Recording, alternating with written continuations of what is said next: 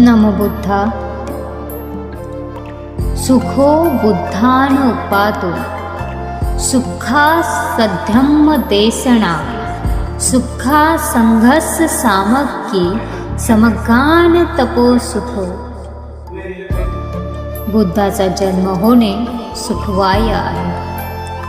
सधम्माचा म्हणजे सत्य धर्माचा उपदेश मिळणे हे सुखकारक आहे. संघामध्ये म्हणजे समाजात एकता असणे हे सुखकारक आहे. आणि अशा एकतेने राहणाऱ्यांनी एकत्रितपणे केलेली तपसाधना हे सुखवाय असते.